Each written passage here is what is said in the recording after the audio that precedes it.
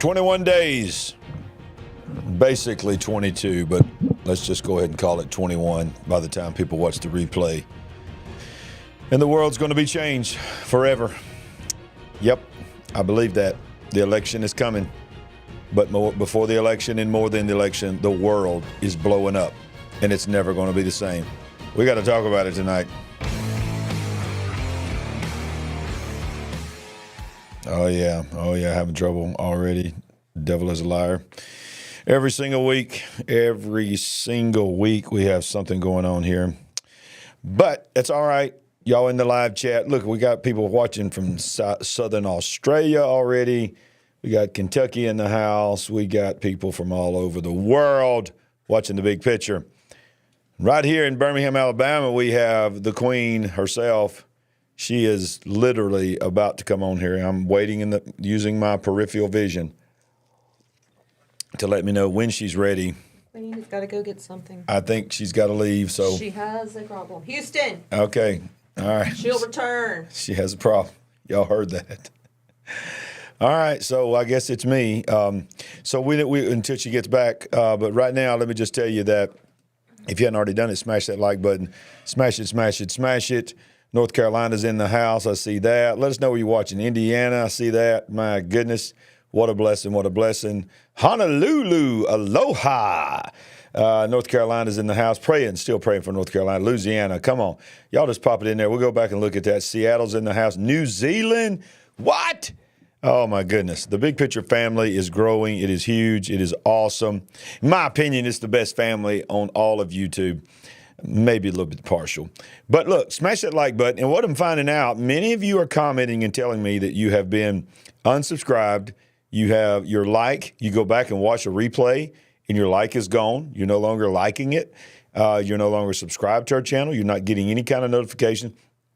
I don't know what's going on other than I know I'm on a list that the NSA don't like me, and the algorithm don't like me either because they don't like us telling the truth, but that's okay. We're going to keep doing what we do.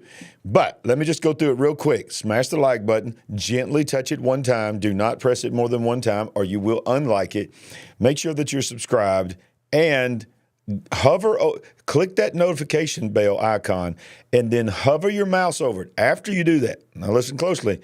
After you click and you see it light up, hover your mouse over it and watch this. I guarantee you 99% of you, it's going to say YouTube suggested notifications. That means you'll never get notified. So make sure it's all notifications. That way you got about a 75% chance, I think, of getting notified of one of our shows. If you don't do that, you'll never be notified when we go live. And we go live all the time. My goodness, we got the big Pinson, Alabama in the house, which is, it's legendary. Pinson's legendary. And that's where we're broadcasting from right now, live from Pinson, Alabama. All right, so thank you so much for doing that. And let me just say the Queen is almost here. She's back in the room. She's getting ready to come on and join us in just a second. But I want you to know that tonight I really wanted to broadcast from our new studio. We had a huge conference at our church, and then we bought our cameras, and we had our lighting and all that stuff, get ready to start working on it, and they sent the wrong lenses. Yep. I ordered the right lenses, but they sent the wrong lenses. So they're coming in tomorrow, so I will be working tomorrow. So hopefully, by next Monday night, we'll be in our new studio, our new background, new cameras, new lights, and we'll have to learn how to play with all those new little toys I got. So all of our partners have made that possible. So thank you so much. And I know it's a big, long intro here, but I think she's ready. So ladies and gentlemen, let's bring her in right now. The Queen has made it. She's here. I'm so glad to be here. Yes. Sorry for that. I don't even want to know what just happened. I just looking out of the corner of my eye. It's chaos. That's all I'm going to say. We're lucky. I can just pull it back together. Hey, we got a buzz. Quickly. I do hear that. Keep talking. Luckily, I could reroute, make some adjustments, and get back in here as quick as I could. Is it gone? Yeah. I don't hear it. I think it's gone. Good to see everybody. Good to see everybody in the live chat. We had a big week here in Birmingham. It's been amazing. Week. 30 years. We've been pastoring the same church now for 30 years. We just had our 30th annual Elevate Conference. It was incredible. Go to solidrockchurch.com or youtube.com/solidrockchurch. I'll link it down below later. You can go watch the services. I think it'll be a blessing to you. Go watch the services. They were incredible. So good. So good, so good. So All right, let's good. get into the news tonight. That's why people are here, Sandy. They want to know what we think about what's going on in the world. First, let me tell Billy Mitchell thank you for that belated happy birthday. Oh, well, you went there, so okay. I didn't think he was going to go there. But ladies and gentlemen, yesterday was the Queen's birthday, so y'all come on, show her some love. Y'all are so sweet. Thank you, everyone. I'm very appreciative. You know, I was born on the Elvis Presley's birthday, so Why are we talking about you? because I got to sing. I'm just making a point here that I've been raised on Elvis, so I'm going to sing Happy Birthday as Elvis. Okay. Here we go. Go for it. Happy birthday to you. Happy birthday to you. Happy birthday, dear my queen. Happy birthday to you. Jazz fingers, come on. You got to feel it. Thank you very much. Thank you. Thank you. Thank you. Thank you. I just want to loved say, it. the best birthday present you can give Sandy is to hit that like button. Yes. Subscribe to this channel. Hit that like button. But And- like you said, just once. Just once. So happy birthday, Sandy. Thank you. Thank you. And thank you, everyone. I think you're growing in opposite terms. You're getting more beautiful by the day. Thank you so much. Getting all kinds of points tonight, Joe. All right, so let's get into this. The United States, believe it or not, is now officially admitting that they are in the Middle Eastern war.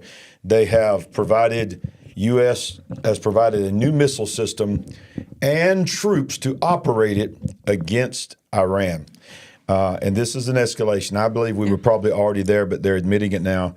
Biden directed the military to deploy a THAAD battery to the Middle East last year, following the October 7th attacks to defend American troops and interests in the region. At the direction of the president, Secretary Austin authorized the deployment of Terminal High Altitude Area Defense, THAAD, battery, associated crew of the United States military personnel to help Israel bolster Israel's air defenses following Iran's unprecedented attacks against Israel on April 13th. This action underscores the United States' ironclad commitment to the defense of Israel. This is just all government talk. Bottom line is this. Yeah. I think it's 100 soldiers are going with them. They're going to provide. This is sort of an example here. I believe this is an accurate example of what that's being sent there, and 100 troops. And this is what is being admitted to operate it inside Israel to prepare against a war with Iran and to attack Hezbollah. So it is escalating. Oof. You know what's coming, but you don't want to hear those words, right? When you see it in print and it's in articles and it's just a different thing. Oh, thank you for that super chat. Thank you. Fire that up there. Thank you for that super chat, Elliot. Nice. And look, I got to do this one right here. Jen Ray says, Pastor Larry, that was so sweet. Y'all giving me diabetes. Him. Yeah. I was sweet. She said I was sweet, but He'll do that. but yeah, this is an escalation. There's just no doubt about it. This is a huge escalation, and I don't think it's by chance that this is happening when it's happening. Y'all, this is going to be the theme tonight. Is so many things are happening right now because they have to happen right now. Right. And I'm going to show you tonight that if you needed proof that the Democrats are panicking, that Kamala has lost whatever momentum she had and that Trump is probably going to win. I'm going to show you emphatic proof of that tonight. You have been saying that the last 2 or 3 days, that they're panicking. They're panicking. Yeah. There's more. They are panicking. They are panicking. And when I get to I don't want to get ahead of myself, but when I get to the one article I'm going to show you tonight, I'm going to say this is proof. Okay. Panic is in. That has set in. Their numbers have come back. And I'm telling you right now, anything's possible. Anything can change. But I think their numbers are showing them it ain't even close. It could be a blowout. Wow. And I'm going to go ahead and go there. I'm going to make a prediction. Oh, here we go. Da-da-da-da-da-da-da-da. Somebody get the pen and paper. We got to write this down. I'm going to make a prediction that now I'm not prophesying, and I understand that I could be 100% wrong. Okay. But if things are even a semblance of fair and no kind of hanky-panky like we know there's going to be tried, I believe, I'm going to say it right now, Donald Trump is not only going to win the election, he is going to win the popular vote. Wow. So he can be undisputed. He can have a mandate. He will, which, by the way, if I'm not mistaken, I think only the second term of W since Reagan has a Republican president won the popular vote. They have won. They have won the electoral vote, but they have not won the popular vote. And they've always said, that's why they always want to do away with the electoral college, because they want the cities to run everything we're doing. But thank God for the electoral college. But I just got a feeling that that's how big it is. I believe he's going to win the electoral college, and I believe he's going to win the popular vote. And you talking about that and what that means, the further prediction of that, if he does win the popular vote, that means they win the House, they win the Senate, and y'all, there is going to be a meltdown upon meltdowns. Well, Crystal Mariner says she agrees with you. So, all right. We shall see in how many more days? 22 days. 22 days. 22 days from right now. Yeah, and we predicted this, and it's taken a little bit longer than I thought, but I think there's several reasons why. But we predicted this right on time. China today is surrounding Taiwan in a military exercise against independence. China deploys a record 120 military aircraft, Taiwan's Ministry of National Defense says. It says it launched a record-breaking number of military aircraft Monday in exercise surrounding Taiwan, serving as a warning against independence. Taiwan's Ministry of Defense says the 125 Chinese military aircraft are the most that is counted in a single day. The ministry added that 90 of the aircraft, including warplanes, helicopters, and drones, were spotted within Taiwan's air defense identification zone. Chinese Defense Ministry said the drills were a response to the Taiwanese president's refusal to accept Beijing's demand that self-governed Taiwan acknowledge itself as a part of the People's Republic of China under the rule of the Communist Party. The military operation comes 4 days after Taiwan celebrated the founding of its government on its national day with Taiwanese President La Ching-te saying it is speech that China has no right to represent Taiwan in declaring his commitment to resist annexation or encroachment. So we predicted it back last year, and we said that intelligence was saying that our military was saying that we were going to be at war with China in 2024. And here we are. It's not happening yet that we know it. We're probably in a cyber war with them already. But here we are 22 days away from election, and they decide now to surround Taiwan with a record number of military aircraft. I think more and more every day. I think the whole world is telling us that their numbers are telling them that Trump is going to be president, and if we're going to do anything, we need to do it now. Go well ahead. said. Go ahead. No, Go ahead. I was just going to say how convenient, but that was better said. We've been talking about that this whole weekend with not just China, but Russia. I don't know if you included North Korea in that, but certainly those two. Like the handwriting's on the wall for the rest of the world that he is about to become president again. And they're all clamoring to establish what their footing is going to be. Yeah. Yeah. I'm not, I'll be honest with you. I think it's very obvious to people that watch this program. I try not to be overly political. I am politically involved and engaged. And by the way, I'm one of those preachers that they don't buy these things that says preachers should stay out of politics. I get what they're saying. I'm not going to get up in the pulpit and just say you should vote for this person, you should not vote for that person. But I'm going to speak about issues. I'm going to speak about issues that people where they stand on these issues. Yes. And so, yeah, I think it's pretty obvious who I'm going to be voting for. I'm just making no bones about that. But on the flip side of that, I know what's coming with that. I think you do too. I think everybody who's watching this knows there is no way in this world the people that have tried to take him out in the court system, tried to take him out, literally take him out, is just going to say, you know what, we lost it. No, this is it is going to be not only a miracle. I mean, it's look, I hate to use the word miracle because people are like, you're trying to make him out to be God, and God's doing this. No, but I'm telling you, just in the sense of when we call a miracle, okay, I mean, a sports play, people go, it's a miracle. I'm not necessarily meaning God took his hand and formed it and formed the miracle here. But I'm just saying it's miraculous if he does win, because there's never been anybody that's had as much against him as this man. And if he does win, here's where I'm going is it will be miraculous. How can I say this and walk lightly if he survives it? Right. I mean, just what he's been through this summer, which I don't know when that big ruling came down where he had to pay the almost $500,000 this year for sure. Just during a campaign, he's not even he's not even the president yet. So most people would never have to deal with this many things during the course of a presidency of 4 years. No. It's just crazy. It's a soap opera. Yeah. And, and then, of course, they know that if he is successful in half of the things that he wants to do, then J.D. Vance will be his protege and will be ready to go for another 8 years. So they're just not going to lay down for that. That's a whole different global viewpoint than they have. They are globalists. They are one world government. They want to promote the United Nations agenda. I mean, you just think about just a couple of weeks ago, just a few weeks ago, the United Nations did a 5-minute vote. Yes. And made themselves a global government that can override anything they want to override.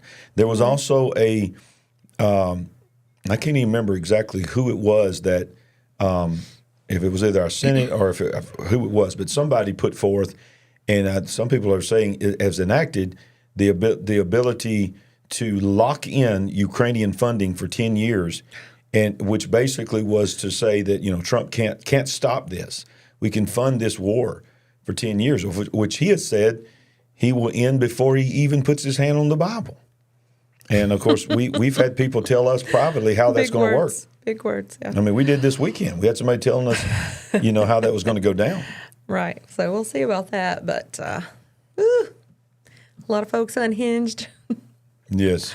They may be seriously unhinged after the election is over. So. You know what we need right now? We need you to get fired up. We need you to do a diatribe tonight like you did 2 weeks ago. These people are falling asleep on us tonight. We need you to just crank it up. We need more coffee. Yes. All right. So watch this now. Here's the thing, too, that we're talking about what's going on with China. Business Insider magazine warns the United States Navy is depleting missiles in the Middle East that should be used in an inevitable war with China. All right. Back up and read that again.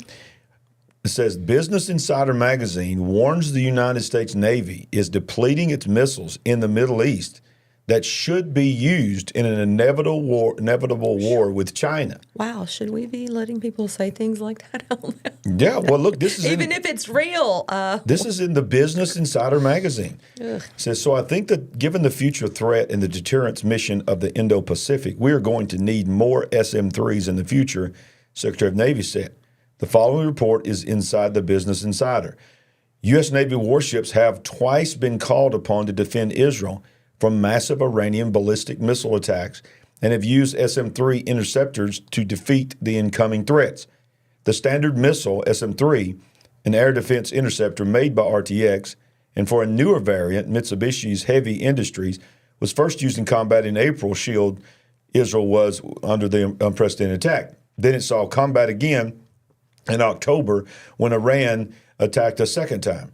American destroyers in the area fired the weapons, which can cost between $10 million and $30 million, depending on the variant. That's each.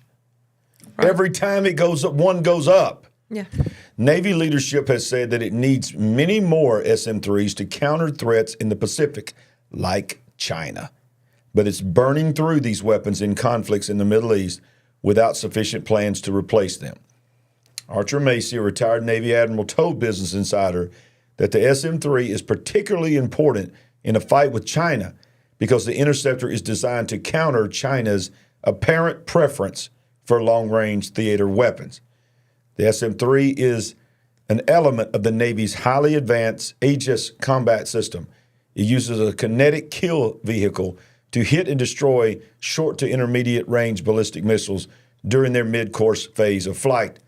Unlike other air defenses on American warships, the SM-3 can make exotic atmospheric intercepts, meaning it can eliminate targets in space. So we know that's hyper and supersonic ballistic missiles, technology to fight that.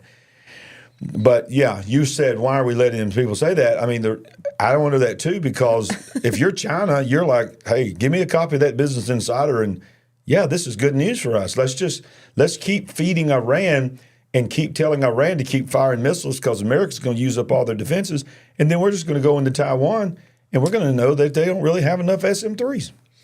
Now, look, and if this is some sort of, I don't know, this is not true, they're just putting this out there, we're trying to trick people, trick our enemies, I'm all about that. Let's do that. But let's don't be letting out critical information that maybe they didn't already know, which, they've got really good intelligence, but I just don't agree with putting things out there for just anybody to be able to read and see. Yeah, I agree. And but think about it. Come on. We have people in high places in our government that their goal is to see us go down. Yes. Is that crazy to even say that out loud? That was a Russian plan, wasn't it? Yeah. We're going to take them down from the inside. And it's working. I mean, their plan is working. We didn't watch that series, The Americans, with a K, but it's probably true. Yeah, maybe we should go back and watch it. We started it, but then we got bored. We got bored or something. Yeah, we got bored. I don't know. But, okay. So let's go back to this right here. So this was breaking news this week. Yes. So it broke out that a third possible assassination attempt was arrested and was released on bail, a $5,000 bail within a matter of hours. Now, this article, stay with me. Some of you know where I'm going. Stay with me. So this was coming out. This was Dateline October 13th, yesterday. This is when it was breaking. Armed suspect planning Trump assassination released on bail. How is that even possible? The armed man arrested outside Donald Trump's Coachella Valley rally, who declared his intentions to assassinate former President Trump, has already been released on bail. The suspect, Vern Miller, was intercepted by Riverside County Police just a mile from the rally, armed with a loaded shotgun and a handheld pew-pew and a high-capacity magazine such as Vogue. Boy, look at all that code I'm talking in. I'm learning how to talk in code. According to Riverside County Sheriff Chad Bianco, this could have been the third attempt on Trump's life. The Long Beach Press Telegram reports that Miller was released on a $5,000 bail with a court date of January 2nd, 2025. Secret Service said it was aware of his arrest. Now, update. The man who said he wanted to pew-pew President Trump, Vern Miller, has already been released. Why didn't he? Refrigerator? Yeah. He's going on. But Sandy, there is another twist. Okay, what is it? And I want to know your opinion on why you think this is happening, because, and I want to know in the live chat, and I want to know in the comments section below, if you're watching the replay, why you think this is happening. Because the man that is supposedly the breaking news yesterday that was going to try to be the third attempt. But this happened on Saturday? Thought it was yesterday. Okay. Sunday, but I'm not sure. I thought it was Sunday. He come out, and now can you imagine, you're supposedly the third attempt on this man's life, Right. Donald J. Trump. And you get out of bail with a $5,000 bail, and instead of going into hiding, you go on X and start telling what you say is the truth, that nothing that was being reported was true.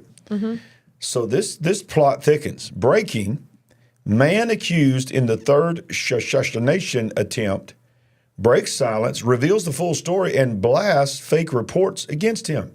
This is him. Can you imagine? I mean, he goes. I don't know why. I don't know who to believe. I tend to sort of believe this guy because, I mean, you don't just go out there and do that. You go into hiding, okay? But let's read this, and I'm going to play a video from it. 49-year-old Vern Miller arrested near former President Trump's rally. We've already read all that. Calls himself a staunch Trump supporter. Was taken into custody after Riverside County Sheriff deputies found firearms in his vehicle during a routine checkpoint stop. However, he fiercely denies any intent to harm the former president. Miller's arrest came after law enforcement found all the weapons that we listed earlier, and he was released on the $5,000 bond.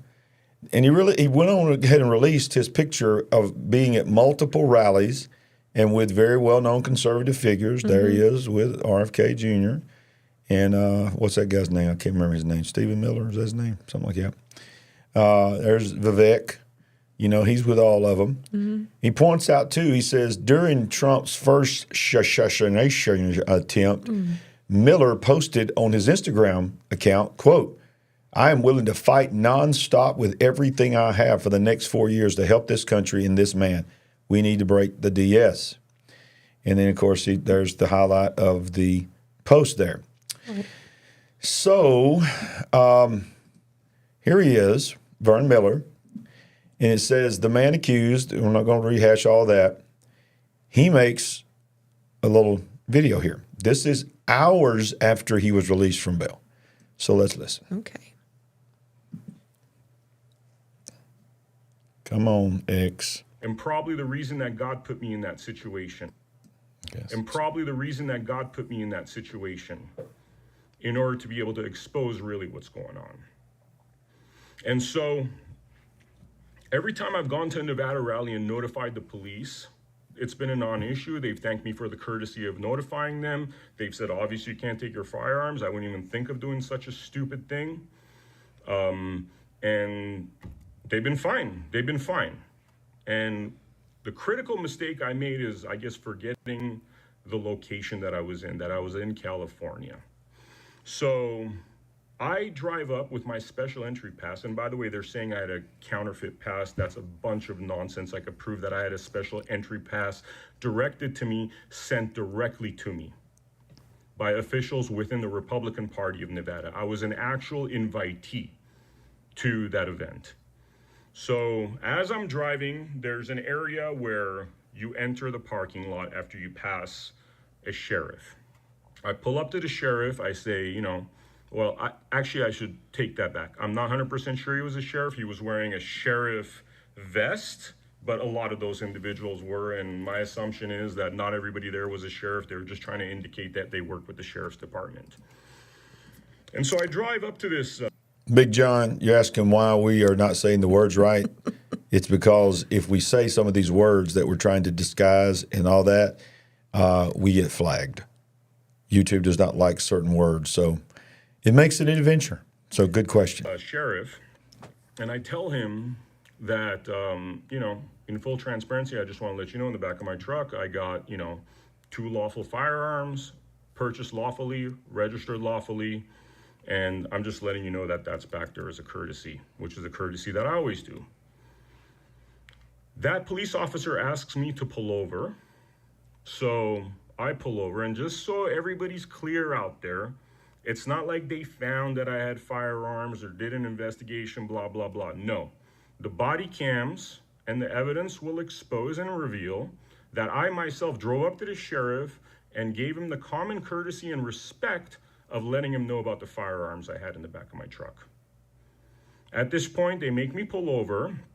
A police officer comes to my window. And what I have to say about this particular moment is that knowing how some police officers behave, and I'm indicating that they behave in a fashion where they seem to not understand the laws and the Constitution, I'm usually more armed and alert. But when I was arriving there, I wasn't feeling well. I have certain health demands, I guess you could say, that require me to regulate my blood sugar level and also require me to have basically my water bottle, which I'll put a couple of different supplements in there.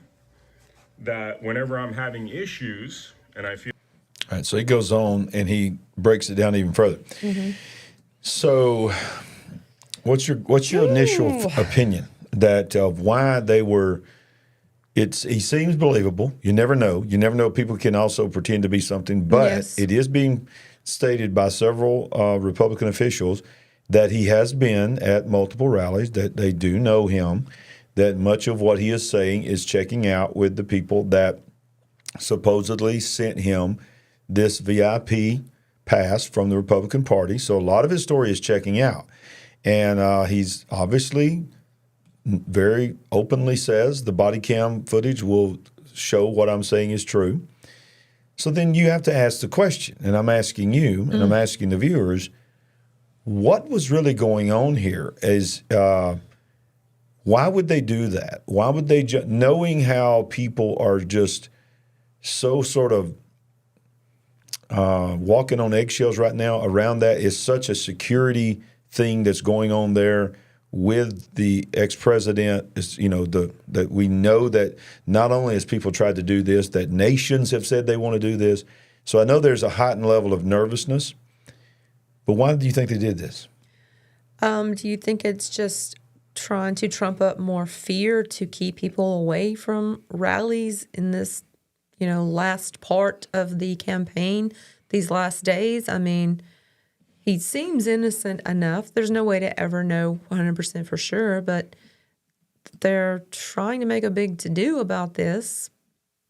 For what reason? Billy says fear. Yeah. Make people afraid so they won't even show up. Is it more about the gun grab, the pew-pew grab? Yeah. You don't know what to believe. Elliot is saying that Sheriff Chad Bianco felt that this man was a danger to President Trump. I believe Sheriff Chad Bianco. He's a solid Christian believer. Well, I don't know Sheriff Bianco. Maybe you do. You're from California, I'm assuming. Right. And that's good to know that we got people in here giving us that inside information. This is what it seems like to me. Here we go. It seems like to me that I think that probably the sheriffs were innocent as well, that they were probably being told. Now, here's how my mind works.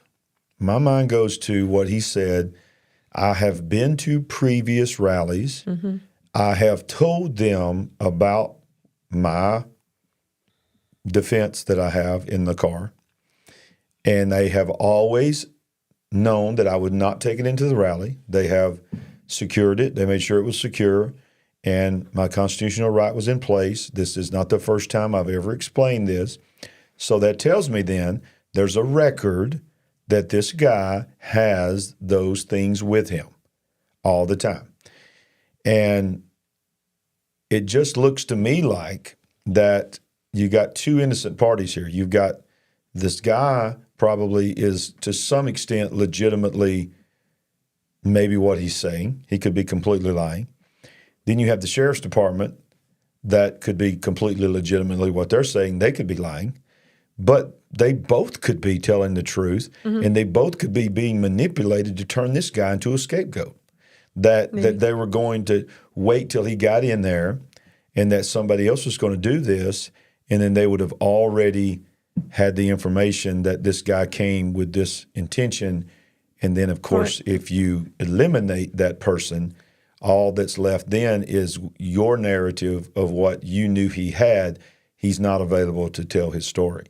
So I don't know if that was the agenda, if that was what was going on, and the police, was not supposed to arrest him. They were supposed to threaten him. I don't know what was going on, but this is a very interesting thing because kind of peculiar, isn't it? It's very peculiar, especially because if the news reports came out, they came out yesterday, this is the third attempt on his life, and then when I heard that he got out on $5,000 bail, and that he was on Twitter making videos, it just don't line up. Yeah, very, very curious. Wonder if we'll ever find out more about this. Has the Trump campaign commented at all about this event? I don't know. Wow. Rebecca says 100% scapegoat. distraction. Baby, listen, I'm going to give you some caffeine in you. I need more out of you than this. I thought you was going to light this one up. Come on, y'all. We need. There's too many questions. I mean, I can't give just uninformed go off on a tirade. There's not Yes, enough you can. There's not enough information That's there. what we want. You want an uninformed tirade? We want you to just go off. I want to talk about the UFOs. Look at all those tabs right there. You see all those tabs? Mm-hmm. Almost all of those tabs that are left in storage have something to do with AI or UFOs. Wow. Here we go. Now, this one has sort of a little bit of everything, but it goes along with what we're talking about, the military. This came out today. Mystery UFO drones. They're calling it UFO drones not because of aliens, because of unidentified flying objects. UFO drones swarmed a U.S. military base for 17 days, and the Pentagon says it cannot stop them. Drones of unknown origin have been spotting flying over military bases in Virginia and Nevada over the past year, including the secret base for the Navy's elite SEAL Team 6 Commando Unit and Naval Station Norfolk, the world's largest naval port. Fleets of dozens of mysterious UFO drones are surveilling America's most sensitive military sites. The Pentagon admits they can really hardly do anything about it. They're of unknown origin, and as we said, they've been flying over all the things we just listed. But federal laws, however, prohibit the military from shooting down the drones over the potential risk to troops and civilians. So, what do you think about that? Yeah. They're gonna try to control themselves and keep from trying to shoot them down, like they even have a chance if they try. Come on. But what are you saying? I mean, you saying you think they're actual UFOs? You think they're drones? I don't know. They're saying they're drones. They're not saying they're UFOs. Yeah. I guess we'll have to wait and see on that one too. But more and more every week we get all this UAP, UFO. We can't stop them. We can't catch them. We can't control them. Stories leaking out. So what are they doing here? What are they trying to seed the atmosphere, plant seeds in our minds about? What are they doing? What's this narrative? Yeah.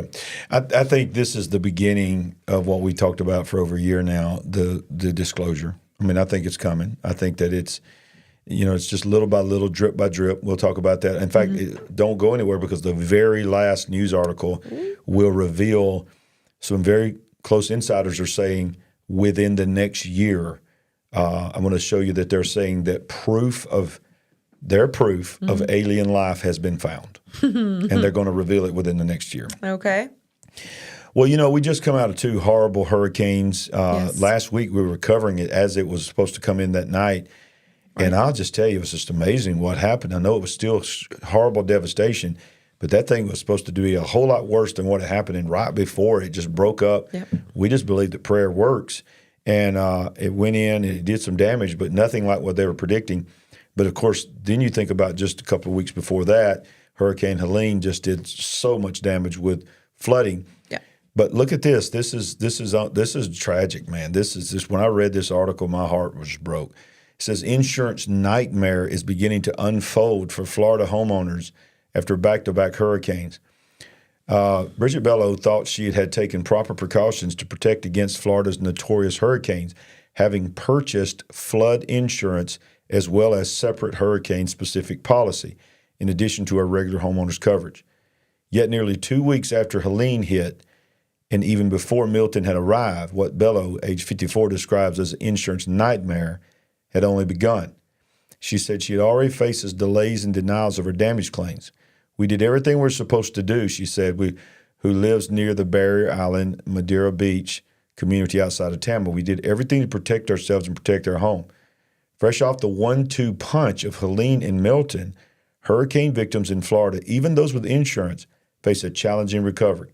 The insurance industry is categorizing the storms as 2 separate events, meaning anyone who did not or could not document damage from Helene could face even greater odds that their claim will be denied if they were hit by both storms. Yeah, it's horrible. Meanwhile, reforms enacted in Florida to encourage insurance companies to re-enter the state market have ended up leaving victims with little legal resource to challenge claims decisions. Most people are trying to maximize their damage estimate and looking for insurance companies to pay their claims. A lot of people don't know what they're walking into. For the vast majority of affected residents, the financial loss from the storms will be nearly total. That's because flooding caused much of the property damage, and most homeowners' insurance policies do not cover any flood impact. In the areas of Florida most affected by the storms, no more than 25% of residents had separate flood insurance prior to the storms hitting, according to NBC News analysis. Flood insurance covers was significantly lower in regions of lower Appalachian affected by Helene. For those who do have insurance, the combination of the storms is set to create a major, major complication. Let me finish this one part here. I'm sure. The insurance industry is categorizing Helene as an almost entirely flood-driven event, while Hurricane Milton was both a wind and rain event. Experts say property owners who lacked flood insurance may not be protected from water damage from Milton either, thanks to the way many insurance policies are written these days. In a situation like this one, chances are very, very good that your insurer will deny your claim right out of the gate if you do not have flood insurance. Whoa. I mean, that's just devastating because Yes. what they're saying is, it was such a quick thing that people were trying to recover and clean up from Helene in Florida and trying to document, categorize what they lost. And if they did not start the claim process, is what's being said here, and then they got hit by Milton, basically they've lost, many of them are going to lose their claims on Helene. And then by Milton, there's not much left to even claim that's left with Milton. Right. This just sounds horrible. Yeah, well, sounds horrible to the individual, but the insurance companies don't feel that way. No. They're probably rejoicing. Can you hear the champagne corks popping even as we speak? It's disgusting, right? Yes, it is. Now we can see more what Klaus Schwab meant when he said, you'll own nothing and be happy. Yes. If you weren't already almost out of the game before the hurricanes because your HOA went up and all of your expenses to have a condo were going up. Some people were getting ready to walk away just because those expenses were going out of control. Now, this has done the rest of them in. Yeah, yeah. And then, Sandy, there's this. Well. So this is the current. Is that Invest 94 or? Yes. This is the one.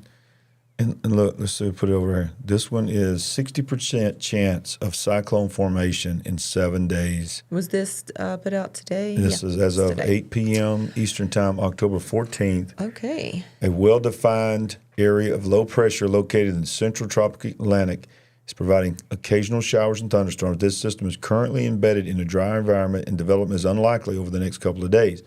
However, this system is forecast to move generally westward, and environmental conditions are expected to become more favorable for gradual development. By the middle to the latter part of this week, a tropical depression could form as the system begins moving west-northwest and approaches or moves the Leeward Islands late this week. Wow. Ladies and gentlemen, that is at least potentially headed for the Gulf. So there's a disturbance or some kind of storm right there off of, is that Belize? This right here, they're saying that this one is a disturbance, 20% chance of cyclone formation in 7 days. But this one here What I'm saying is if the two of those get together, yeah, ooh, it's could be trouble. It's just, yeah. I mean, can you imagine if you're Florida, if you live on the coast and you see that, you are pleading the blood of Jesus. Right. Yeah. And they want to mock us. They want to say that there's nothing going on involved here. I'm sorry, y'all. There's something going on. They are ramping something up. I believe that they do manipulate. I do believe that there is some manipulation involved. And I do believe that there is some very nefarious things going on with these Yeah. hurricanes. It seems like it. Well, at the very least, let's just say it's completely 100% just nature. Okay, there's nothing involved except it's nature. What's happening is, nature or not, the government is taking advantage of it, and they are grabbing land. They are seizing property. You go all the way back to Maui last year. Yeah. You look at this now. There is a pattern. The eminent domain is not working, especially up in North Carolina where all the lithium and quartz foundries were. And they went in, they tried for several years now. They've been trying to buy the land from Right. these people, going up on their offers, and the people are just saying, I don't care what you offer. This is my family's land. Yeah, they don't We're want to not sell. selling. They don't want to leave. And now who has flood insurance in the Appalachian Mountains? Exactly. Okay, they don't. So they know that. So that's why people like myself, and we got our tinfoil hat in here somewhere. I don't know. I would put it on. But yeah, we understand who we are. But how can you not think a conspiracy is going on when you have massive flooding in the Appalachian Mountains? Not just the rivers going up in between the mountains, but that mountain residences that have never Right. seen water, Right. and people are. It's like somebody had an evil plan and they figured it out from every angle. If we can't just get rising water to damage your home or push it off its foundation, we're just going to let the hillside collapse and take you and your house at the same time and Right. just get you out of the way. It's just insane. But the people are so resilient. Yes. These helicopter rescues and helicopter supply runs. I saw today where people took to tractor trailer beds and made a bridge. They built a bridge Wow. that only side-by-side vehicles can go across. A truck cannot get across it, but they've got an army of side-by-side vehicles that can bring supplies into these certain areas to resupply people with food, with water, or with other things so that they can stay on their land. I mean, it's just the resilience is unbelievable. Yeah, and there's a lot of conspiracy stories going on around the FEMA and what they're doing, what they're not doing. How there's a story going around now that FEMA was given the orders to stand down today because their life had been threatened by these North Carolina Appalachian men that were saying that they were out hunting FEMA with their pew-pews. And I mean, look, I don't. Anything's possible nowadays. But when I hear things like that, I think this is an excuse. This is the narrative that's being spun. Hey, we're trying to help these people. They don't want our help when they're trying. Let's just think about that for a moment. People are trying to dig their homes out and get enough food and water to take care of their family. Do you think they're going to stop and take long periods of time Yeah. to come out of survival mode, to come out of rescue mode, Go hunting. to go hunt? That sounds like just a story made up. Yeah, it does. Is to what me it too. sounds like to Yeah, me. too. And it's good cover for a lack of response. Right. Hey, we would respond, but we feel our life is threatened. Exactly. But the reality, the only thing you've heard about it, and I've heard about it, is they're in the way. right? Yeah. Get them out of the way. Yeah. They're slowing down the response. They're slowing down the rescue. The biggest ones that are helping the people in North Carolina and all the other areas affected is the church, Right. and then just the community. Yes. Now we're thankful. We're thankful for FEMA. We're thankful for the ones that are actually on the ground providing things. But it's so much bureaucracy, so much red tape Yes. they got to go through. When people, like you said, people was just taking trailers, putting trailers together and say, hey, we can't wait on you to build a bridge. Right. We got to get over there to our people and take them water and take them diapers and formula and insulin. And they did it. I mean, them country boys get it done now. Country boy gonna survive. Country boy can't survive. But I mean, how many days are we from the actual? I mean, we're into several weeks now. Yes. Even the death toll, I mean, it's a little suspicious. It's not changing. But People that are on the ground, Yeah. not the G-men officials, are Yeah. saying, no way. Yeah, right.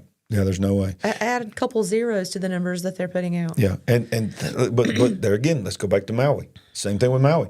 There, when everybody finally stopped talking on YouTube, except for a couple of guys about Maui, there were still over 1,000 people unaccounted for Yes. that we just moved on from. Yeah. It's like we just forgot those people. Nobody ever came for. Now let's just say that they were found and they were given account for. Nobody ever made a video. I've seen nothing ever that accounted for all those children. Remember that? Oh yes. Remember how all those children? Nobody could count for those children. There's never been a government response to where those children were and where those unaccounted people were. So did we just move on? Was there just numbers with a comma in it that we just moved on from? Exactly. Are we going to just do that again here? It's what it looks like. Yeah. So disgusting. It is disgusting. Having all kinds of terrible memories from that whole Maui thing. Yeah, yeah. Terrible time. But I'm thankful for Hustle B, and I'm thankful for, what's his name, Eric West. Give a shout out to him. Maui Real Estate? He's still trying to get the truth out. Bless his heart. He's still making videos going, can somebody please listen to me? Yes. Nobody's answered me yet. Let's just remind everybody right now. Let's just remind, it was not much more than a year ago when that fire went through Maui. There were, let's not forget, random vehicles sitting on the side of the road with no evidence of fire anywhere around it, and they were melted just by itself. Yeah. And he pulls over and tries to take a video of it, and they threaten to arrest him. Remember that? Yes. Remember when they put up the large, giant black fence? Yes. So that you could not see them just moving what is debris? So bad? What is so dangerous about asking common sense questions? Exactly. What is going on? Here's the thing. Remember, they did not want anyone seeing. They would not let anybody in. And then, this is not conspiracy, this is fact. Right. They put the dirt in 50-gallon drums, put them on airplanes, and flew them somewhere in Nevada or Arizona to an undisclosed location. They took the dirt out of Maui and analyzed it in the continental U.S.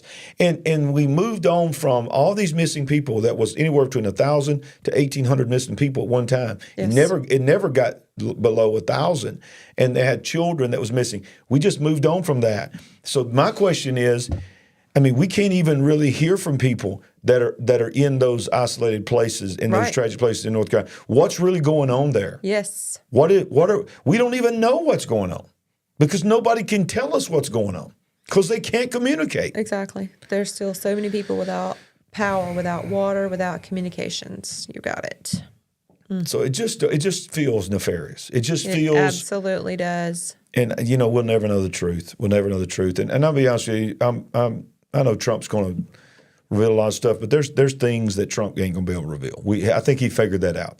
I mean, he says that he's finally going to give us the JFK files and he's going to give us the Area 51 files. Right. That might be enough right there. If he really means that and he's really going to do it, that might be enough for them to finally just say, we got to get rid of you. I mean, they don't want that out. They do not want us to know what they're really doing. Right. And it's aggravating. Yeah. It's sickening as an American citizen. This is not the kind of country that we were supposed to have. No. But it's going to take people like you and me to continue asking questions instead of just sitting by and just ho-hum, oh, well, I guess that's the way that one's going to turn out. Yeah. I mean, thank God we're here and we're not in North Carolina or East Tennessee. I can't imagine what these people are dealing with. It's about to get cold. Yeah, right. It's about to get very cold. Good point. What are they supposed to do? You don't want to leave your land because this is where you live, and you're afraid if you walk away, will you ever be able to return? What will you return to? But at the same time, you've got to be having ideas about what are we supposed to do to stay warm, to survive. Okay, you can be hot and be really uncomfortable, but your life may not be in nearly as much jeopardy as if the temperature is going down to 28. And up in those elevations, it will begin to snow at some point. Yeah, it will. It will begin to snow. Yeah. Well, our church and many other churches are sending aid there. We've been a part of that. I hope that everybody's been a part of that. Find a good organization. I would, it sounds horrible to say this, but I would not advise you giving to FEMA, and I would certainly pray about whether you gave anything to Red Cross because it's just they don't have a good Agreed. track record of what they're really trying to do. But, hey, we always got something else is coming. Here it is. Mm-hmm. A new wine is, we've been talking about it coming, and they are ramping this up. There's a new fear campaign for the bird Ouachie Fauci. His old Dr. Peter McCullough. I do like him. He's been on the forefront here. Dr. Peter McCullough is a renowned cardiologist who has been fighting the government's CV-19 wow propaganda from the beginning. Dr. McCullough is on record saying the wow did not help a single person, end quote. That's literally what he said. He did not help a single person. I did not know he had made a statement like that. That's pretty bold. That's pretty bold. Now Dr. McCullough is fighting a new false government narrative on the bird wah. They just held, we covered it here, the International, I'm going to say it, Bird Flu Summit near Washington, D.C. in early October. At the same time, they were holding a bird flu summit in Arkansas for veterinarians. So the evidence says that they are planning a new wah, otherwise known as a planned wah. Dr. McCullough, who monitored all the new people here, wah, I think you probably figured it out by now. That was our code word that we instituted back when you could literally get kicked off if you said anything negative against the ouchie Fauci. Bird flu is spreading around because it actually came out of a lab. It came out of USAID's research lab in Athens, Georgia. Bird flu has been around for 100 years, and the current version is very mild. There have been just over 10,000 animal deaths, yet they have intentionally culled or killed tens of millions of healthy chickens. Yep. And I'm a preacher, y'all. I love chicken. Let's see. Where's it at? I never can remember where it is. There it is. So let me say that again. I'm a preacher, and I love chicken. Oh, sorry. Seriously? Just knocked something over. Why don't you label those buttons? I need to. God, why do they make something like this? I can't. They're so tiny. My eyes, I can't see what it says. Dr. McCullough goes on to say, we have never had a human bird flu death in the United States. Bird flu looks like it's coming out of research labs and is gain of function research. The Biden administration has put out legislation 24 enabling this. It's called dual purpose research. So we got that, and then we got this. France is initiating bird flu ouchie Fauci campaigns on farms. Here we go. Beginning last week, France quietly began a national avian influenza vaccination campaign to contain a potential outbreak on farms, despite some pushback. France has been among the countries worst affected by the unprecedented global spread of highly pathogen avian influenza, commonly called bird flu. This has disrupted supply of poultry, meat, and eggs and sent prices skyrocketing into many parts of the globe in the past years. So basically, the first shots were given on Monday morning to ducks on a farm in Landes, region of southwestern France, the presence of French agricultural minister. So in total, some 64 million ducks. I can't even believe I'm believing this. What am I reading?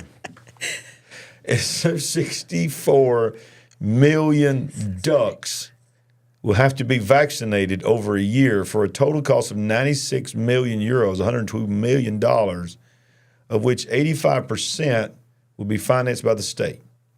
This vaccination plan is the world's first.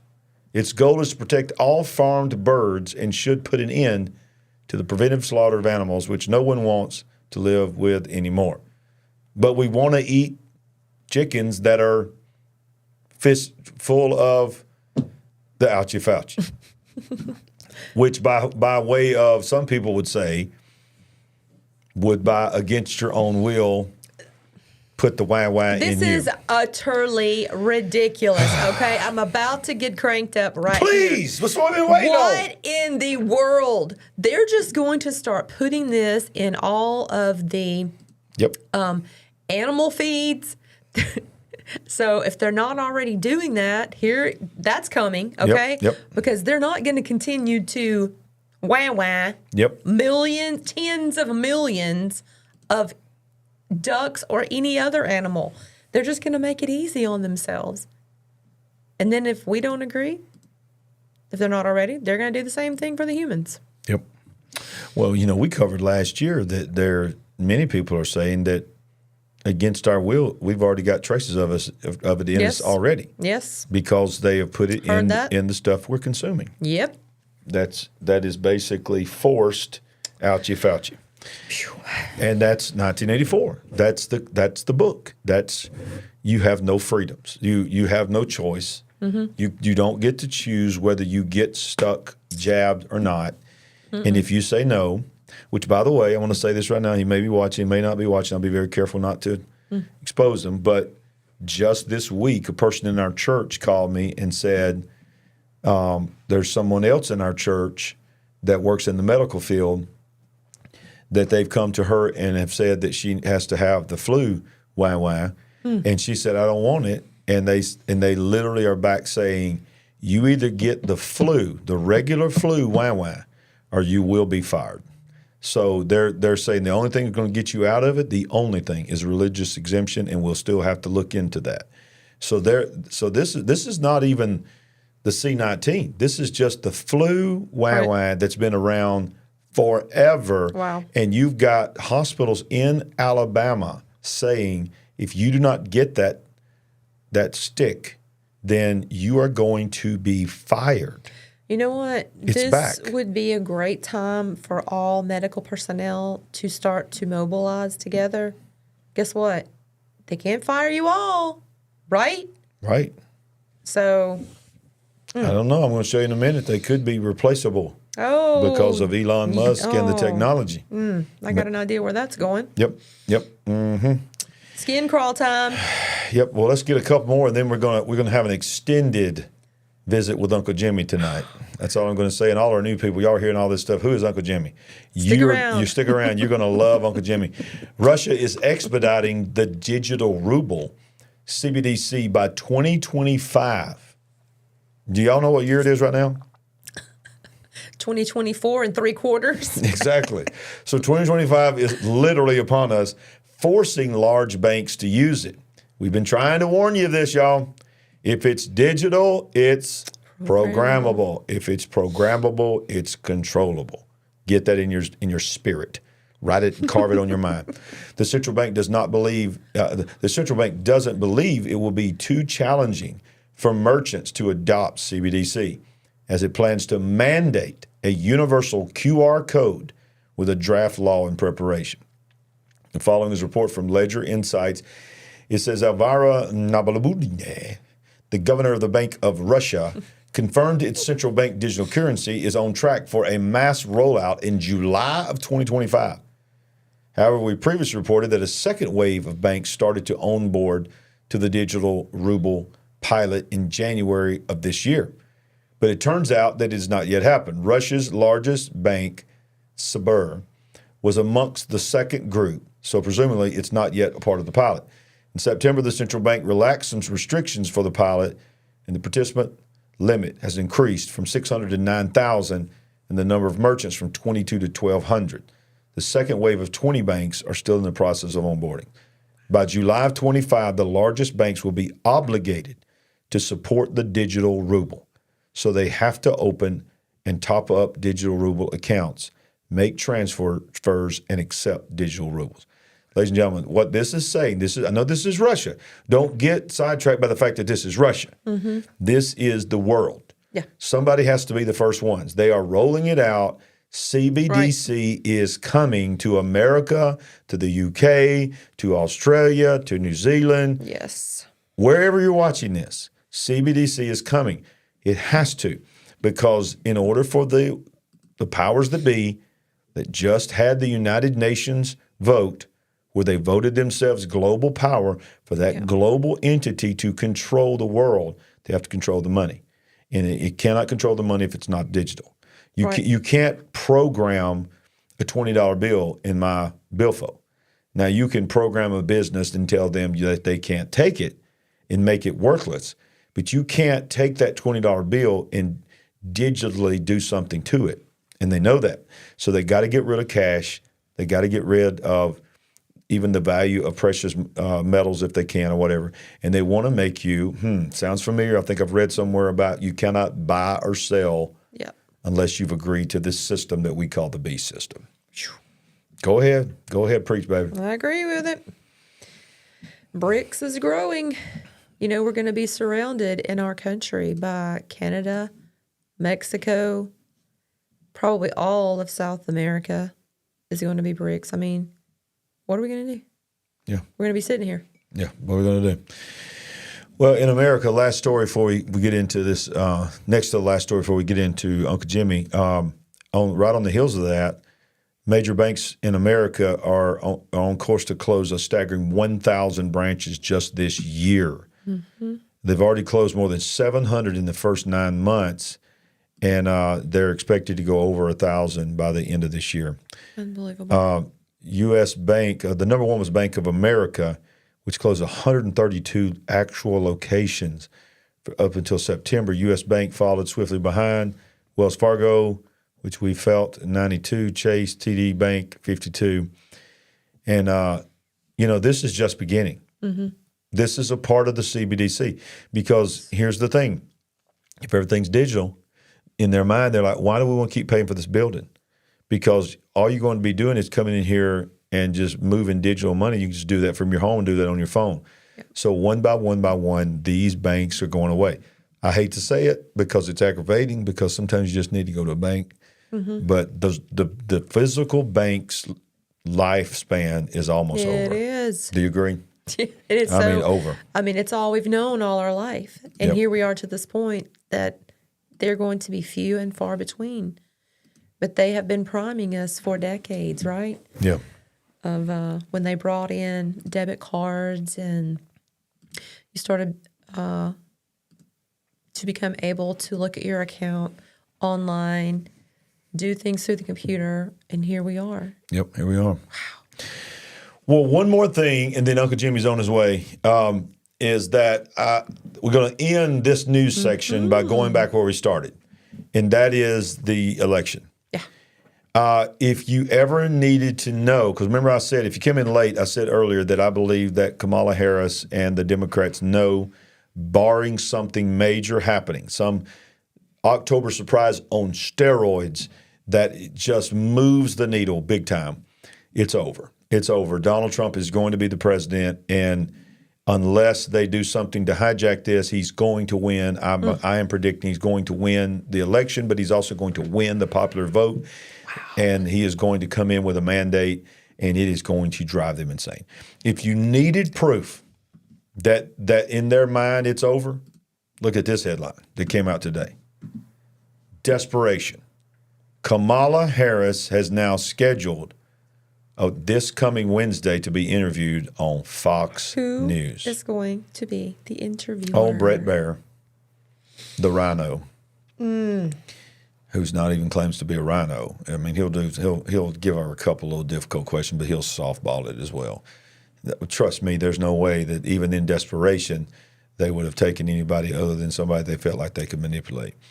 But for her to go on there, do you realize there has not been anyone on from the Democratic presidential candidates has not been on there since, I think, the beginning of 2016. That's how long it's been, I think. I think this article may say this, but it's going to be interesting. Wednesday night, going to go to Fox News, which, remember, she would not do a debate on Fox News. But now she's going to go to Fox News because she's desperate. The Harris campaign will allow Vice Presidential Kamala Harris to sit for a Wednesday interview on Fox News. Harris's scheduled appearance on Fox News reeks of desperation, critics say, as she appears to be limping into the final 3 weeks of the presidential campaign.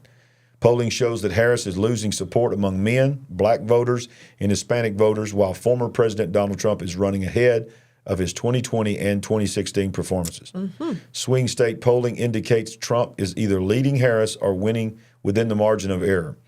Voter registration and early voting also appear to benefit Trump in many states. Harris agreed to an interview with anchor Brett Baer in Pennsylvania. The interview will air Wednesday at 6 p.m. Eastern. Harris will be the first Democrat candidate, there it is, will be the first Democrat candidate to appear on the network at all since two-time failed presidential candidate and election denier Hillary Clinton in 2016. Oh my goodness. So the New York Times says that Ms. Harris will have a chance to deliver her message to a viewership that may be skeptical of her candidacy. Her willingness to appear on Fox News may aid the perception that she is open to facing tough questions, and she can reach a swath of independent voters, much of whom watch Fox News more than CNN or MSNBC. Wow. Yeah, so I just be honest with you, that's a good spin. It is desperation. I think she'll be wearing those earrings. Oh, she'll be having her special pearl earrings. Wear your special earrings. Yeah, if we all know what I mean. Come on. Y'all know what we're talking about So here. what do y'all think about that? Give us some comments. Bob's Life says, I bet she will have the earrings yet. Bob just said it. So did Cindy Lou Who. Hey, we're just saying she likes those earrings. Oh, my goodness. She has them. She has those. She loves those earrings, Annie. Well. What a night it's already been. Yeah. Let's see what we got now. Are you ready for this?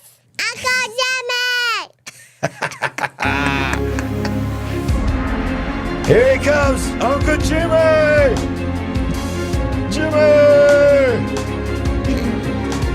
It is the Supernatural AI Update. And it's Cousin Cosmo, too. Cousin Cosmo has made a comeback. Yay! He's been out. He's been out in the cosmos. He's not a little blue man. He's actually a little green man. He's actually a little green dude. But he crosses dimensions. He just becomes a part of his environment. Look, watch this. See this line right here? It's like a portal. Come through the portal. Just grabbed him. There you go. That is video gold. That is video gold, baby. I'm not sure if it is, but hey, cut us some slack. That's right. It's a little tough in here. It's a little tough in here. Yeah, we had to do a cleansing prayer after these kind of nights. But Please. So right off the bat, let's talk a little bit about AI. Here's some great rapid fire news. And it's going to make you feel so good about the world that you live in. MIT has now created an AI chatbot that you can have that's called the Future You. Thank God. That allows users to chat with their future selves.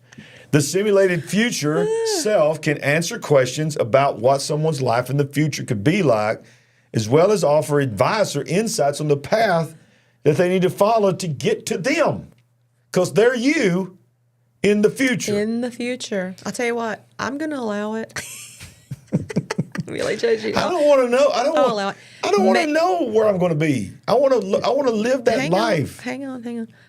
Maybe they could offer you some stock picks if you're in the market or whatever. Oh, no, that might be something. Just saying. I mean, what if you could have went to the future you and back in the late 70s, mid 80s, late 80s, early 90s, and somebody said, "Hey, I know this word don't mean anything to you, but Google. Yeah. When it goes public, get you some." Yeah. That would be the only thing. Bitcoin. But it says, have you ever wanted to travel through time to see what your future self might be like? Now, thanks to the power of generative AI, you can. Researchers from MIT and elsewhere created a system that enables users to have an online text-based conversation with an AI-generated simulation of their potential future self, dubbed Future You. What a great name. The system is aimed at helping young people improve their sense of future self-continuity, a psychological concept that describes how connected a person feels with their future self. And there it is. Let's watch a little bit of it. Let's see if it works. Oh, you can't watch it. There it is. Hi, I'm Peggy, and I'm currently having a conversation with my 60-year-old future self. 60-year-old future self. Peggy Yin is part of a team of researchers who have developed Future You, a system that enables users to have a text-based conversation with an AI-generated simulation of their future self.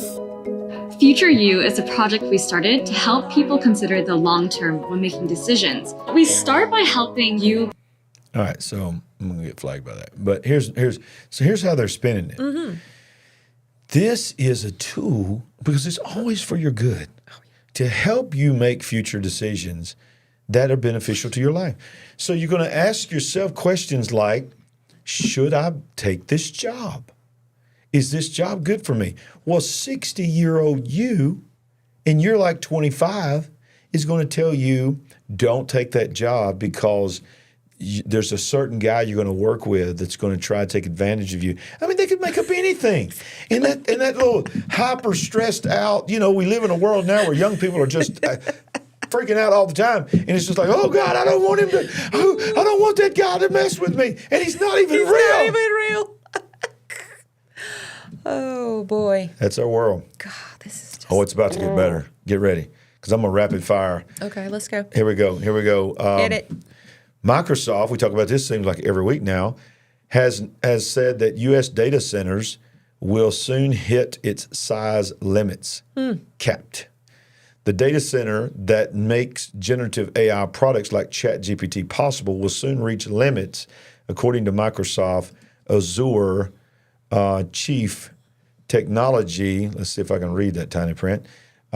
Future generations of the technology. The most advanced AI models today need to be trained inside a single building where tens and some hundreds of thousands of AI processors, such as NVIDIA's H100s, can be connected so they act as one computer. But Microsoft and its rivals compete to build the world's most powerful AI models. Several factors, including Americans' aging energy grid, that I'm going to show you more about in just a minute, create a de facto cap on the size of a single what's going on here. But watch this. Remember how a couple of weeks ago we told you that Amazon bought a nuclear plant? Yes. Okay, they bought a nuclear.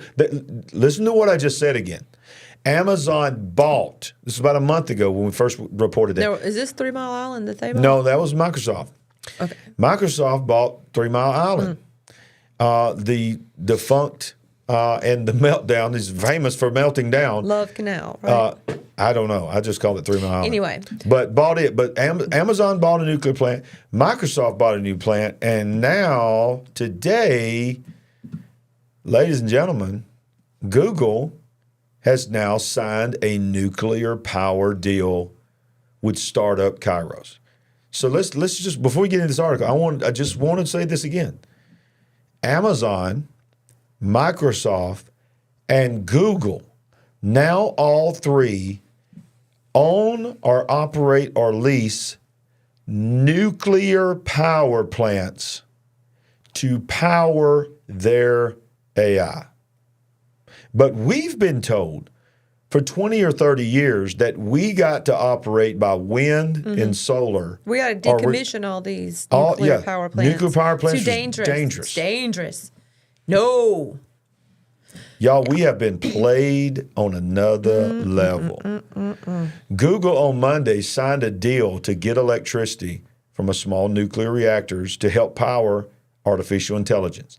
The agreement to buy energy from reactors built by Kairos Power came just weeks after word that 3 Mile Island, the site of America's worst nuclear accident, will restart operations to provide energy to Microsoft. We believe that nuclear energy has a critical role to play in supporting our clean growth and helping to deliver the progress of AI. The grid needs these kind of clean, reliable sources of energy that can support the build-out of these technologies. Here's my question. If this is the answer, if nuclear is the clean answer to our planet, why were they not saying that 20 years ago? Why couldn't we just clean, use it? safe source of energy 20, 30, For us. 40 years ago? For human beings. Yeah, how about that? For the humans. For the humans. The humans. How about that could have lowered our electrical costs? How about we would not have had to spend trillions and trillions of dollars on solar panels in the middle of a desert that are getting blown over by dust storms and windmills that are getting knocked down and killing birds? And You forgot about the hailstorms that destroyed the solar panels, right? we could have just opened nuclear power plants, No. apparently. Apparently made entirely too much sense. Not going to do it. Yep. You can do it for the machines, but you can't do it for the people. For the rise of the machines. The rise of, you hit that. You hit that. I'm telling you right now, what's that on Terminator? What's the company called? Skynet. Skynet. Skynet's coming, y'all. Skynet is coming. We need you, Reese. Yeah. You want to talk about somebody's future self? I need to talk to, if the Lord hadn't come back yet, I need to talk to future Larry in about 25 years and say, hey, tell me about AI. They'll be like, AI, there's no such thing as AI. The rarity is people. There's this race of people they call humans. They're not hybrids. They're like mysterious. The future Bigfoots are going to be humans. The robots and the hybrids and the transhumans are going to be taking videos of me and Sandy coming out of the woods. We're living in the woods. There's this video. We're like, I caught him. I caught a human on video. Maybe like the unicorn or something. Humans are still here. Those mystical humans. Good Lord have mercy. Yeah. Well, there's another question I got, Sandy. I got so many questions tonight. Where we live, we're country. Okay, we're in the country. We're not in the real big Appalachian country, but we're not in the big city. We're on the outskirts of the city. Yes. For years now, on the main road that comes to our county here, they've been running fiber. Yes. I'm talking about fiber as far as the eye can see. Yes. High speed. And I even stopped and talked to the guy because I was desperate. I didn't have no internet. And I basically dial-up speed at my house when they first started doing this. And I talked to the guy. I said, what is this fiber for? He goes, I don't know other than what I was told is going to be high-speed internet. I don't even know how many years ago. That was 10 plus years ago when they started doing this. Right. Well, they've been running this fiber for over 10 years in my area. And I can't get fiber in my home. I can't get fiber internet at my church. Now, some of you can. But here's my question. They have spent trillions of dollars of running fiber. And there's probably less than 1% of the houses that it goes by is got fiber speed. So when I saw this article, it hit me. They ain't building that for us. The AI ecosystem doesn't work without fiber. Wow. It doesn't work without fiber. Let's see what's going on here. On this right here we go. All right, so look at this.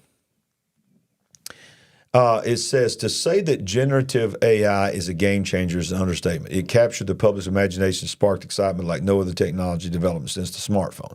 But with companies launching new platforms every day, it can be easy to forget that behind the algorithms or the programmed thought processes, a physical, fiber-based infrastructure makes generative AI digital magic possible. So then it hit me.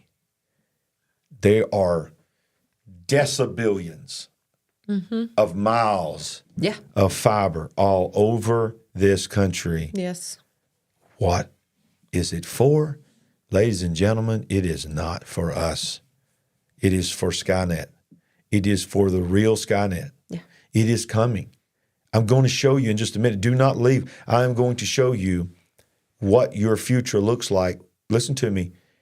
In 5 years. Not 50, not 20, 5 years, probably less. They are building the infrastructure, buying up these nuclear power plants, building these massive facilities that are basically covering the countryside with all of these towers. I don't know how all that works together, but they're building something. It's a grid, basically, if you want to use that kind of language, of control. Exactly. So it's kind of nauseating and infuriating. All this electricity, all of this energy, this power that's needed to power this system, then all of the physical work that has gone in over I don't know how many years to put this cable, put this fiber down, to put these towers up everywhere.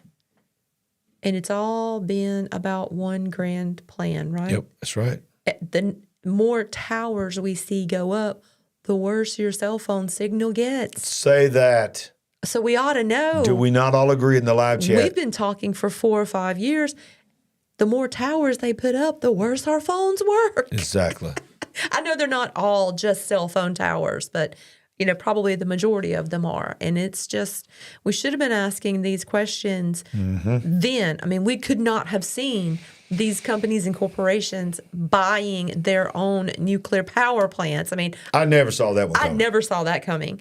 But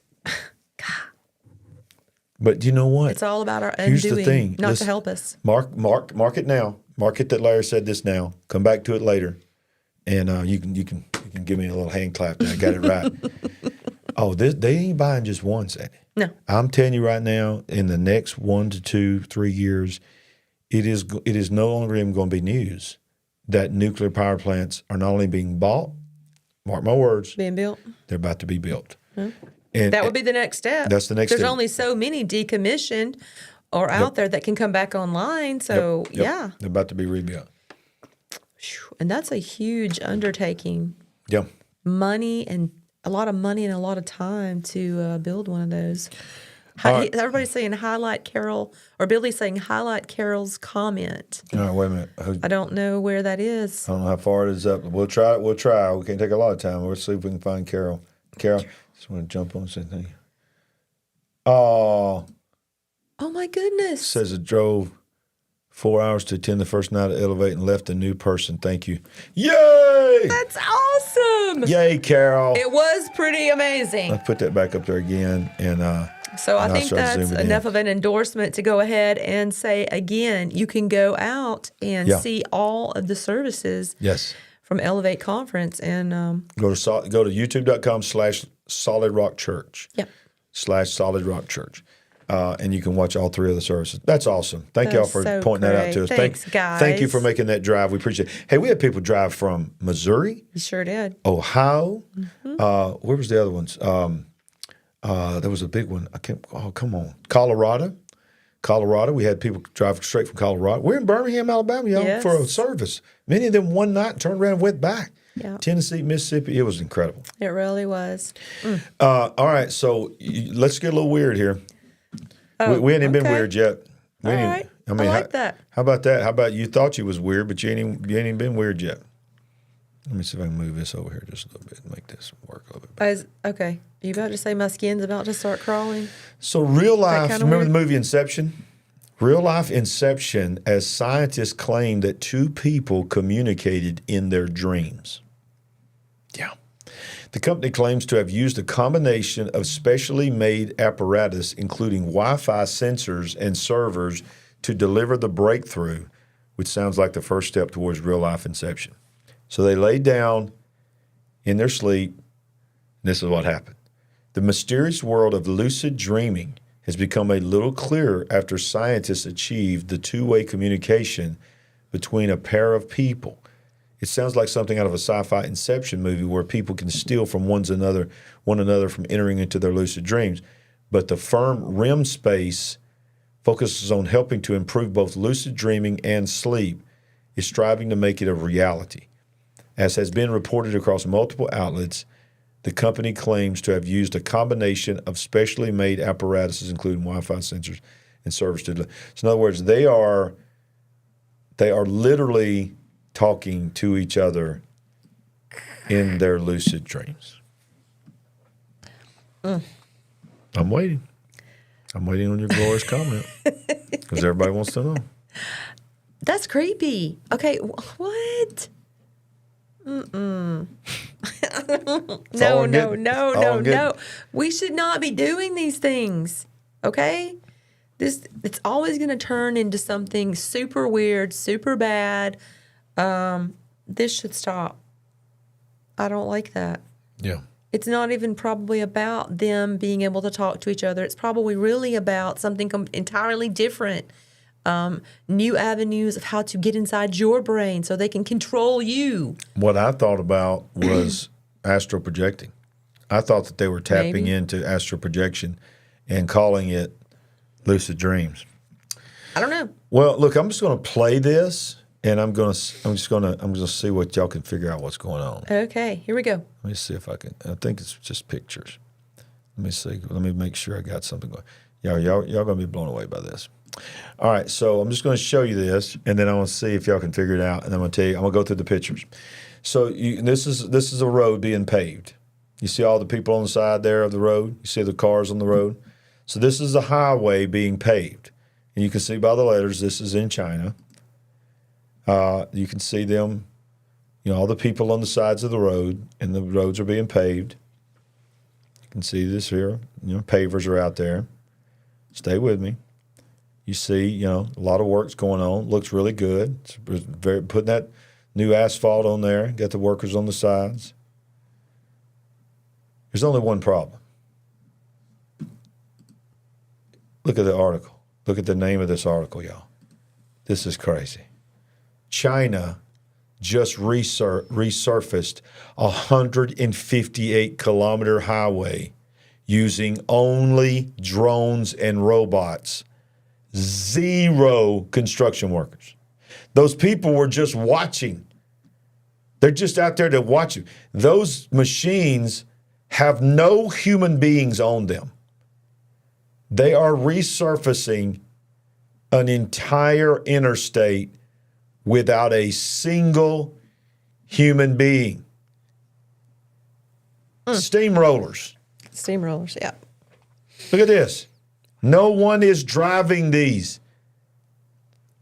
This is what our world is becoming. I'm already experiencing not exactly this, but shout out if you've been to Sam's and the driverless floor cleaner comes by. Yeah, exactly. Hey, I tried to mess with him. He come by, trying to clean the floor, and he's waxing the floor, and there's no driver, and I kept getting in front of him. I was thinking to myself, if he snaps on me, he could kill me. But he was good. He was beep beep tick, beep beep tick, beep beep tick. I was making him mad. I think the manager's going to come and get me. But Sandy, can you imagine? That's like, look, I'm an American. Okay, I refuse to learn what 187 kilometers is in miles. I don't want to know. 158. Somebody tell you that? That's what the article said. Oh, okay. I didn't see it. No, I'm talking about that was kilometers. I want to know it in miles. Right. You said it. They said it in miles? No. At the top of the article, did it not say 158 or kilometers? I'm just saying, I don't know how long that is in miles and feet. I don't want to know. I don't want to convert it. I don't want to know how to do that. The rest of the world is wrong. We are right. They are the ones that need to learn. All right, so here we go. Yeah. This came down. This is amazing. Apparently, even rockets need hugs. Even rockets needs hugs. This is y'all. This was wild. Oh boy! I want to tell you something. Elon Musk. He's either the greatest genius of our lifetime or he's the Antichrist. I'm probably going to go with the second.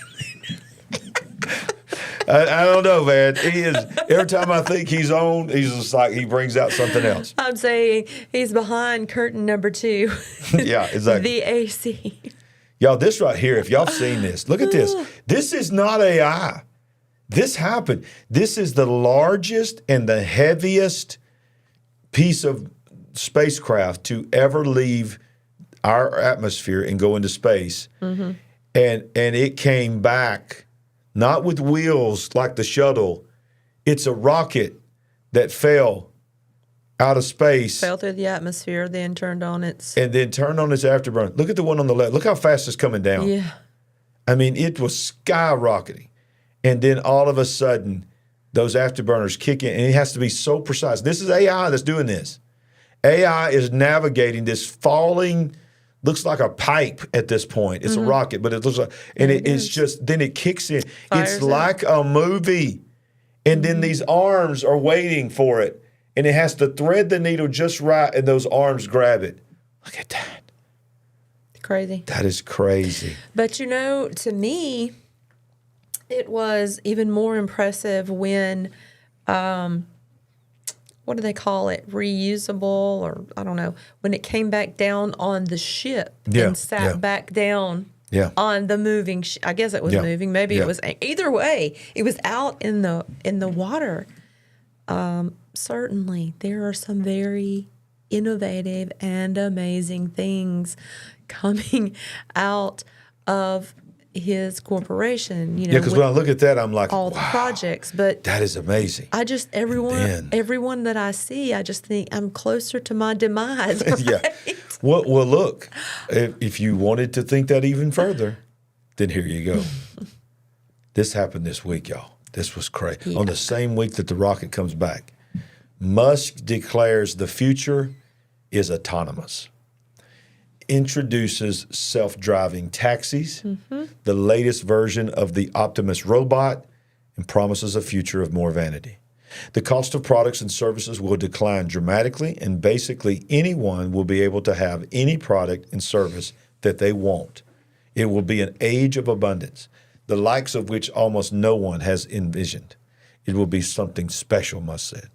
Earlier this week, Elon Musk's Tesla debuted their long-awaited self-driving taxi and car, along with showcasing greater strides in their humanoid Optimus robot that Musk hopes to make a staple in everyday lives by performing a number of basic tasks. Let's watch a little bit of each one of these. This is the Tesla Robo-Taxi. Robo-Taxi. Okay. Thank you.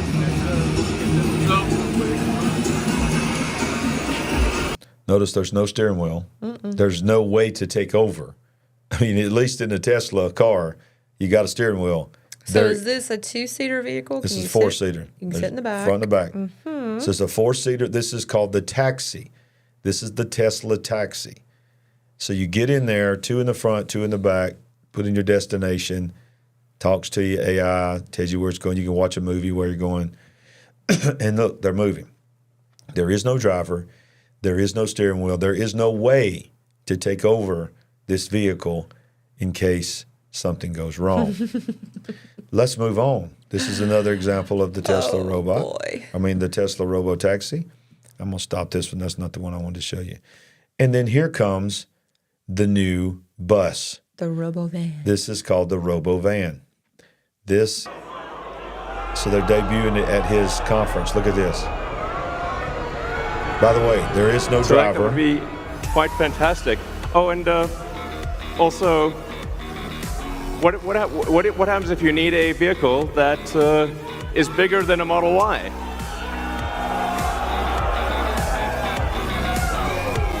The Robovan. The Robovan is we're going to make this, and it's going to look like that. Now, can you imagine going down the streets and you see this coming towards you? No, I can't imagine. No. That'd be sick. That'd be sick. So he said, look at all these people getting out.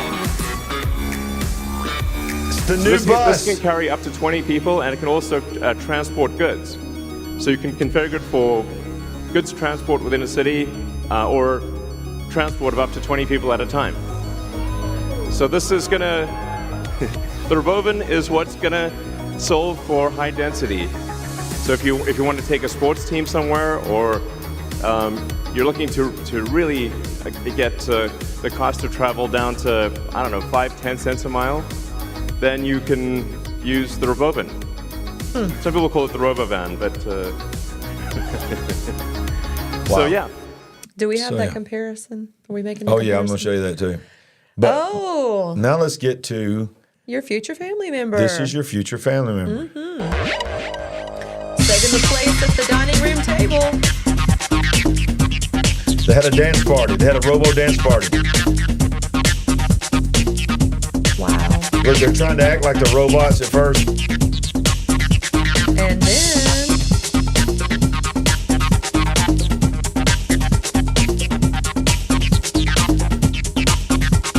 so everybody's on the dance floor with them. You know, it's just a dance party. They're showing all the moves. And here's the thing that got me with this that nobody pointed out. My mind just goes weird places. It's this, is that these are all autonomous, but they are perfectly synced. So that tells me that when it comes time to turn them all into an army, they can get them all to do something at the same time. Oh, boy. Keep that in mind, what I just said. Billy said, or transfer a hostile army of robots. Exactly. When he had the Robovan. The Robovan. Now look, this is him on the street. Just do you have? That's getting very close here, Amy. How many actuators do I have? Wow. That's the robot Can I talking. actually have everyone to take one step backwards? Thank you. I do need space to function. He sounds like actuators. Number 37. Give them space. I can only count 1, 2, 3, 4. I can only see 4 at the moment. What about on your legs? You know? All right, so that's not. I want to show you this other one. Oh, and by the way, he called it "We Robot," and guess what happened?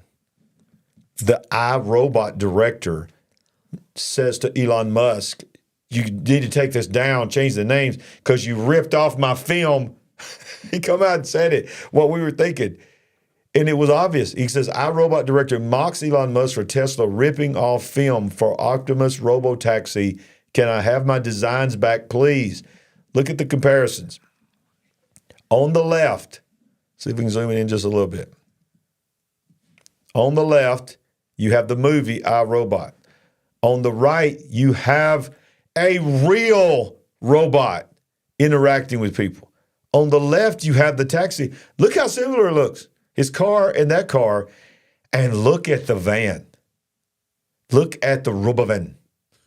Robovan. Is that? I get where the iRobot guy's coming from. He's like, man, could you not at least not made it look exactly the same? That's the movie. Yeah. Do you need any more proof from us that predictive programming is real? Babe, I'm so proud of you. Look at that. You said predictive programming. Wow. That is crazy. Or just predictive. Yeah. I mean, that's our world. And by the way, I'm going to go back to this because I want to read this to you. Okay. Let's see if I can find it. Yeah, here it is. It says, where's it? There it is. All right, it says, the Tesla CEO showcased a much improved Optimus robot in December of last year. Tesla unveiled the first look at the humanoid robot. It says, it appears now that Optimus has improved. The robot has shown dancing in unison with other Optimus robots, serving drinks at a bar. That's what I want to tell you too.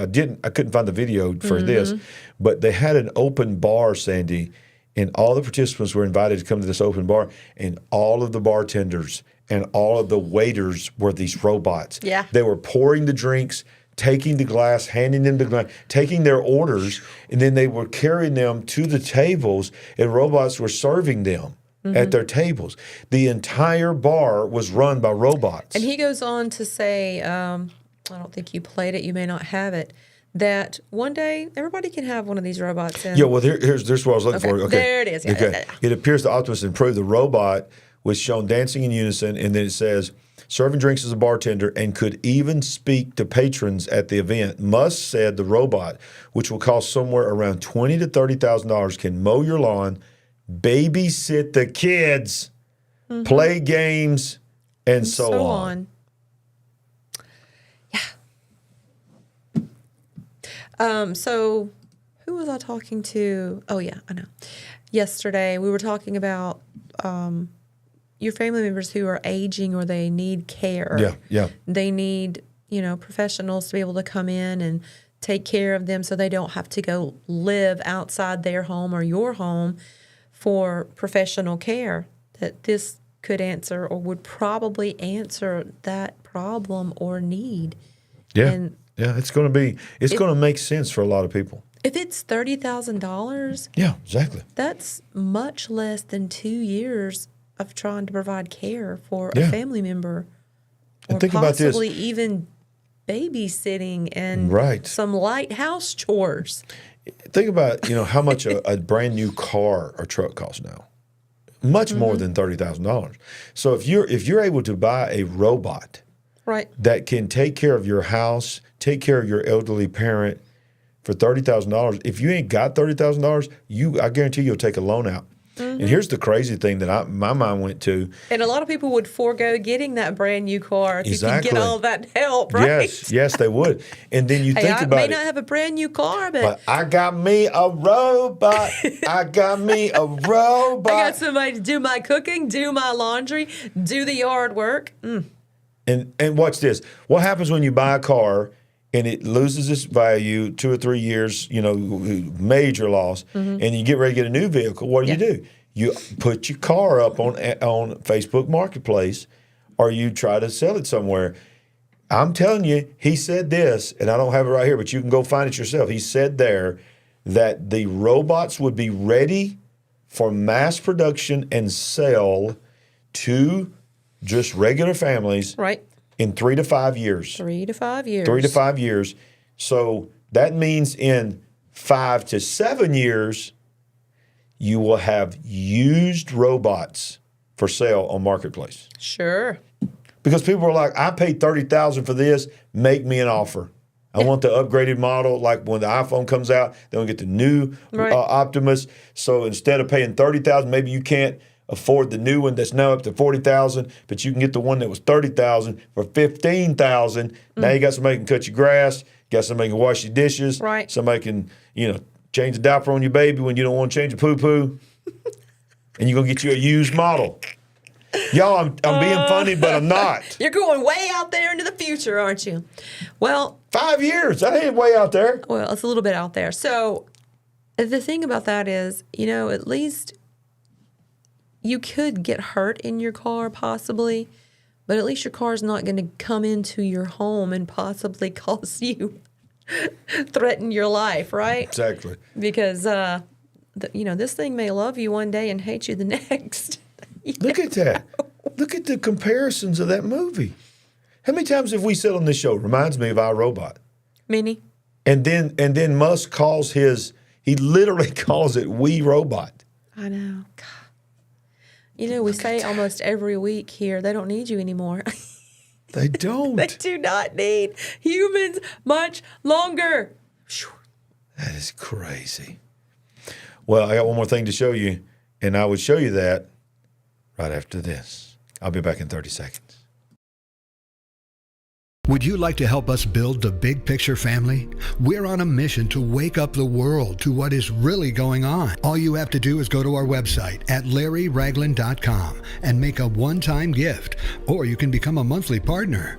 Any amount is a blessing and an encouragement to us. While you're there, make sure you get a copy of our book, I See Greatness in You. Browse our merchandise store, connect with us on our social media links, and join our mailing list. We appreciate it. And remember, we ain't woke, but we are certainly awake. Certainly awake. We are certainly awake. Now, you need to be awake because this is what, they are saying what we said was coming out loud. NASA filmmaker says evidence of alien life will be revealed within weeks. Here we go.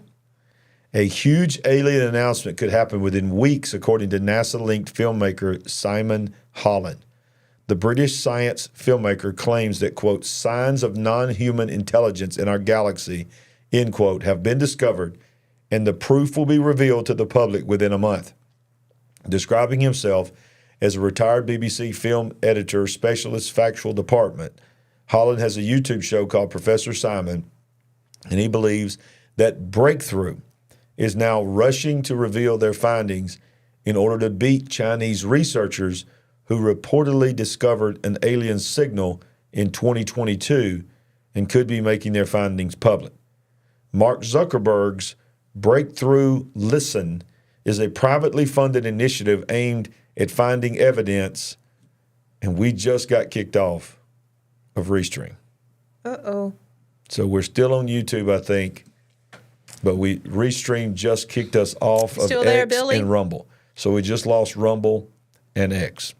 Wow. So, wow. So, yeah, as we get to this, of all times, we just got kicked off. Yeah.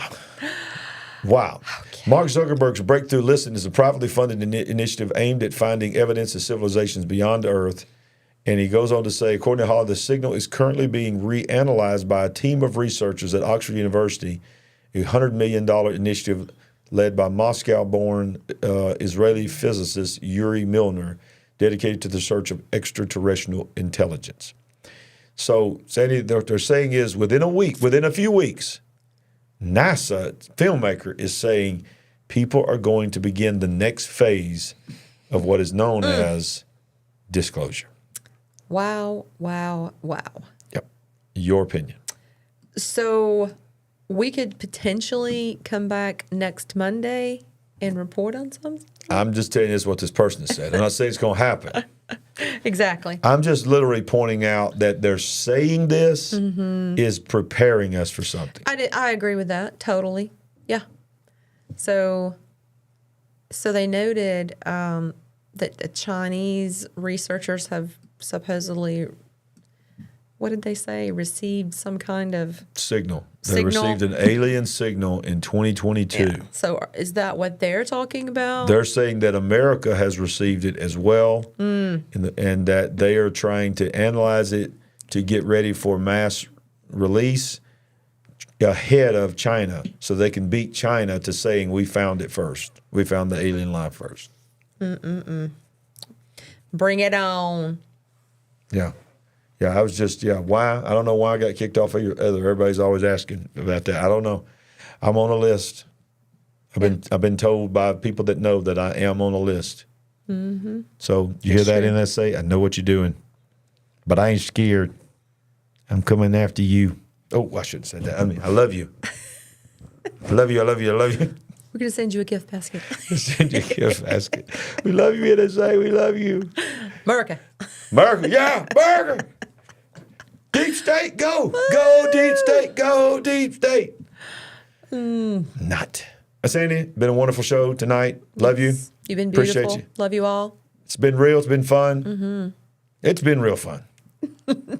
See you next time with a big picture. We always want to remind you, we ain't woke. We started our way. We need a little bit more Harper. Yeah.